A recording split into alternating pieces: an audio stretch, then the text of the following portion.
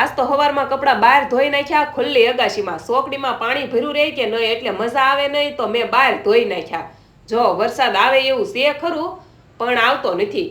પછી મેં ખાવામાં છોલે ભટુરે બનાવ્યા. રાજ આવ્યા બપોરે ખાવા, તો મેં છે ને વાસણ ધોઈને સોકડી ખાલી કરી નાખી.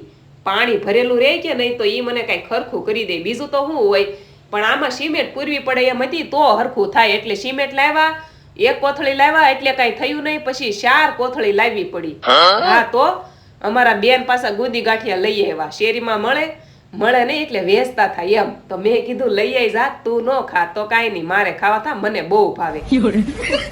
હા, જો હવે છે ને આપણે બજારમાં જવાનું છે, ફ્રૂટ લેવાનું છે. રાજ ઘરે હોય કે નહીં તો લઈ આવી. સીઝન વગર છે ને બધું મોંઘું હતું. અમારે શ્રીફળ પાણી લેવાના હતા, સફરજન, સંતરા, શેરી, કીવી, ફ્રૂટ લઈ લીધું અને આવી ગયા હીરાબાગ. જીનુને ખમણ ખાવા થા. તો હાલો મળીએ કાલ. Like, share, subscribe. જય દ્વારકાધીશ.